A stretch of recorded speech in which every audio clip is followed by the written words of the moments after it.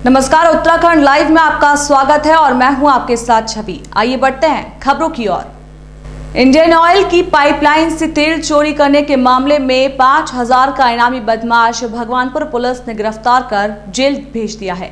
Haridwar SSP ने पत्रकार वार्ता कर मामले की जानकारी दी और इसे एक बड़ी सफलता बताया। बता दें कि 25 जनवरी 2021 को इंडियन ऑयल के उच्च अधिकारियों द्वारा तहरीर देकर शिकायत दर्ज करवाई थी कि कुरुक्षेत्र से रुड़की होते हुए नजीबाबाद को जाने वाली भूमिगत इंडियन ऑयल की पाइपलाइन से तेल चोरी किया जा रहा है। कि पाइपलाइन से ड्रिल करके और एक एक्सटर्नल पाइप निकालना जिससे कि आप चोरी कर सकें, क्योंकि बड़ा हाई प्रेशर इसमें ऑयल होता है, काफ़ी हाई प्रेशर पर होता है, तो इसको आप ऐसे ही मतलब छेद करके नहीं निकाल सकते हैं। और ये काफ़ी खतरनाक भी होता है, क्योंकि अगर उसमें आग लग गई तो काफ़ी विस्फोट वगैरह इस तरह की कोई चीज़ भी हो सकती है। गिरफ्तारी भगवानपुर पुलिस ने की है और ये इस गैंग में लगभग सारे लोग इसके अभी तक अरेस्ट हो चुके हैं। 11 लोग अरेस्ट हो चुके हैं, तो ये एक 12वीं अरेस्ट आज यहाँ पर हुई है। और इसके साथ ही हम ये कह सकते हैं कि गैंग का जो मुख्य व्यक्ति था, जो इस कार्य को अंजाम देता था, जो ये एक टेक्निकल आदमी भी है, इसने ये काम भी किए हैं पहले। चुनाव आयोग ने कांग्रेस नेता व उत्तराखंड के पूर्व सीएम हरीश रावत को नोटिस जारी किया है। पिछले दिनों कांग्रेस प्रत्याशी के समर्थन में बनारस प्रचार करने आए हरीश रावत ने कहा था कि यूपी के लोग कब तक उधार का तिलक लगाएंगे। भाजपा के विधि प्रकोष्ठ की ओर से इसकी शिकायत चुनाव आयोग से की गई। अब आयोग ने पूर्व सीएम के बयान पर जवाब मांगा है, जिस पर बीजेपी के प्रवक्ता रविंद्र जोगरान ने बताया है कि जब से चुनाव हुआ है तब से हरीश रावत जी के ऐसे गलत बयान आ रहे हैं। सोते जागते स्वप्न में भी उनको अगर नजर आ रही है तो मुख्यमंत्री की कुर्सी नजर आ रही है, उनके बयान भी फिर वैसे ही आ रहे हैं। उनका कितना आपत्तिजनक बयान था कि उत्तर प्रदेश के मुख्यमंत्री आदित्यनाथ योगी जी को हम उत्तराखंड के अंदर कुटिया बना के देंगे। अरे आप संतों को क्या कुटिया बना के देंगे? उनकी तो पूरे हिंदुस्तान में वहाँ जाएंगे, वहाँ जनता अपने आप ही कुटिया क्या कहते हैं सजा के दे देगी उनको। तो हरीश रावत जी के ऊपर मुख्यमंत्री की कुर्सी इतनी हावी हो गई कि वो अनर्गलन बयान देते जा रहे हैं। ईश्वर उनको सद्बुद्धि दे। चुनाव आयोग ने कांग्रेस नेता व उत्तराखंड के पूर्व सीएम हरीश रावत को नोटिस जारी किया है। पिछले दिनों कांग्रेस प्रत्याशी के समर्थन में बनारस प्रचार करने आए हरीश रावत ने कहा था कि यूपी के लोग कब तक उधार का तिलक लगाएंगे। उसी को लेकर कांग्रेस प्रवक्ता गरिमा दासोनी ने कहा है कि अगर ऐसा कोई नोटिस आया है तो माननीय हरीश रावत जी उसका अनुकूल जवाब देंगे। और हमने भी ऐसे कई मामलों में चुनाव आयोग को शिकायत की है और कई मामलों में नोटिस गए हैं। भारतीय जनता पार्टी के नेताओं को उन्होंने कहा है कि हमें नहीं लगता ऐसा कोई बड़ा प्रकरण है, नोटिस आया है उसका जवाब देंगे रावत जी। माननीय हरीश रावत जी को अगर नोटिस आया है तो वो उसका माकूल जवाब देंगे, ऐसा मैं समझती हूँ अपने स्तर पर। और हमारे पास भी एक लंबी फहरिस्त है जिस पर हमने चुनाव आयोग को शिकायत करी है सत्तारूढ़ दल को लेकर, चाहे उत्तर प्रदेश हो, चाहे केंद्र सरकार हो, चाहे यहाँ उत्तराखंड में भाजपा की सरकार हो। हमने भी कई मामलों में शिकायत करी निर्वाचन आयोग को और कई मामलों में नोटिस गए हैं भारतीय जनता पार्टी के लोगों को।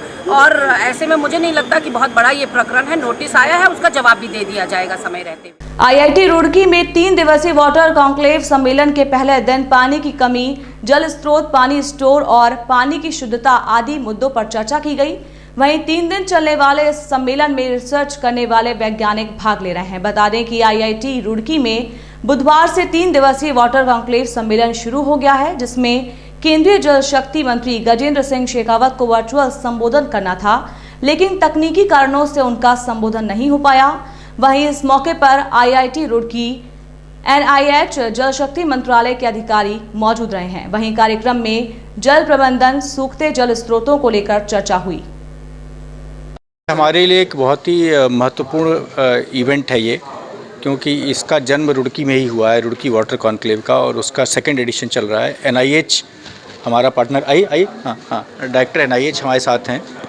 ये हमारे पार्टनर, हम लोग दोनों मिल के साथ कर रहे हैं। और हम लोग ने ये महसूस किया कि रुड़की में काफ़ी अच्छे वैज्ञानिक और प्रोफेसर्स अवेलेबल हैं जिनको पानी के बारे में बहुत ज़्यादा ज्ञान है और जो रिसर्च कर रहे हैं, लेकिन वो शायद पॉलिसी लेवल पे उतना नहीं पहुंच पा रहा है। मतलब जो लोग पॉलिसी बनाते हैं उन लोगों तक हमें पहुंचने की ज़रूरत है, क्योंकि विज्ञान आगे बढ़ जाए, अगर हम उसको ज़मीन पे नहीं उतार पाएंगे तो उसका जनता को लाभ नहीं मिलेगा। तो इसका मुख्य उद्देश्य ये है कि हम कैसे इसको जो है पॉलिसी में ला सकें, इससे जनता को उसका लाभ मिले। और इसीलिए आप देखेंगे कि अनलाइक अदर कॉन्फ्रेंसेस में इसमें क्या होता है, साइंटिस्ट भी हैं, प्रोफेसर भी हैं, इंजीनियर्स भी हैं, ब्यूरोक्रेट्स भी हैं। राजनेता भी हैं, सारे लोग एक साथ सम्मिलित होते हैं, सब एक दूसरे की बात समझने की कोशिश करते हैं। हिंदुस्तान समाचार पत्र में छपी प्रधानमंत्री के आर्टिकल कांग्रेस पार्टी ने आपत्ति दर्ज कराई है। कांग्रेस के प्रतिनिधि मंडल दल ने आज मुख्य निर्वाचन अधिकारी से बोलकर दोषियों के खिलाफ कार्रवाई की मांग की है।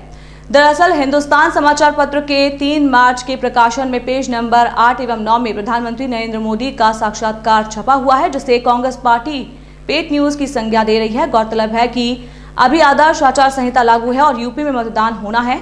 मुख्य निर्वाचन अधिकारी IAS सौजन्य ने कहा है कि कांग्रेस पार्टी की ओर से उनको एक शिकायत पत्र प्राप्त हुआ है, जिसको वो आयोग के समक्ष कार्रवाई के लिए भेज रही हैं। 2017 में मुख्यमंत्री हरीश रावत को चुनाव कराने वाले किच्चा विधायक राजेश शुक्ला इस बार भीतरघात के चलते अपनी पार्टी के नेताओं से नाराज हैं। उन्होंने शीर्ष नेतृत्व को अपनी पीड़ा को बता दिया है। हालांकि वो मीडिया में अपने दुख को सार्वजनिक नहीं करना चाहते हैं, लेकिन दिल की बात जुमा पर आ ही जाती है। 2017 से 2022 के बीच 5 साल के कार्यकाल के दौरान आखिर के 6 महीने में जिस तरह पुष्कर सिंह धामी के नेतृत्व में भाजपा सरकार ने जो ताबड़तोड़ फैसले लिए हैं, वो उत्तराखंड के इतिहास को बदलने की संभावना बता रहे हैं। मुख्यमंत्री रहते हरीश रावत को है, अभी जिस तरह से उनको लग रहा है कि उनकी सरकार आ रही है, किस तरह से देखते हैं आप, कितना लोग उन पर विश्वास करते हैं? देखिए, राजनीति में जब कोई चुनाव लड़ता है तो उसका नाम होता है उम्मीदवार, यानी वो उम्मीद रखता है। तो उम्मीद रखना कोई बुरी बात भी नहीं है, वो भी उम्मीद रखते हैं कि सरकार में आएंगे, हम भी उम्मीद रखते हैं सरकार में आएंगे। लेकिन मुझे लगता है कि जिस तरीके से हमारी सरकार ने काम किया है, और ख़ासतौर पर पुष्कर धामी जी के नेतृत्व में लास्ट के 6 महीनों में जितना तीव्र गति से फैसले लिए गए हैं और जनता का विश्वास जिस तरीके से हमें जीता है, और हमारे राष्ट्रीय नेतृत्व पर भी जो विश्वास उत्तराखंड की जनता का है, मुझे लगता है कि एक अच्छा चुनाव हम लोग लड़ा है और निश्चित रूप से हम लोग जीत करके भी आएंगे।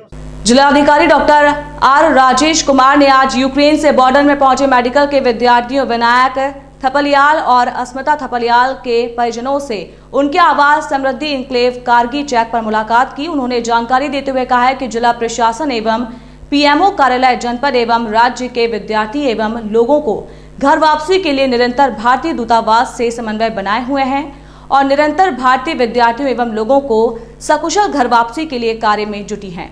इस दौरान जिलाधिकारी ने संबंधित अधिकारी से दूरभाष पर वार्ता कर दोनों विद्यार्थियों की वर्तमान लोकेशन के बारे में जानकारी प्राप्त की, जिस पर परिजनों ने सरकार का धन्यवाद करते हुए कहा है कि बच्चों ने बताया है कि भारतीय दूतावास भी बच्चों से नियमित संपर्क बनाए हुए हैं। टोटली हमारे उत्तराखंड से खासकर जनपद देहरादून से लगभग 65 बच्चे थे जो यूक्रेन में पढ़ रहे थे, और उनमें से लगभग 24 वापस आ चुके हैं और 41 जो है वो वहीं पे हैं।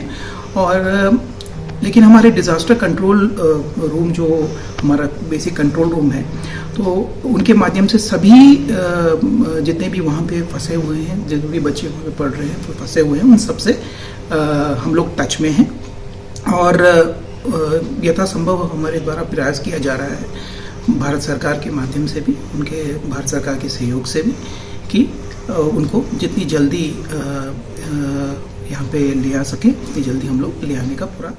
उत्तराखंड लाइव में फिलहाल इतना ही। मुझे दीजिए इजाजत। नमस्कार। EMS टीवी के YouTube चैनल को सब्सक्राइब करें और बेल आइकन दबाएं, साथ ही EMS न्यूज ऐप डाउनलोड करें।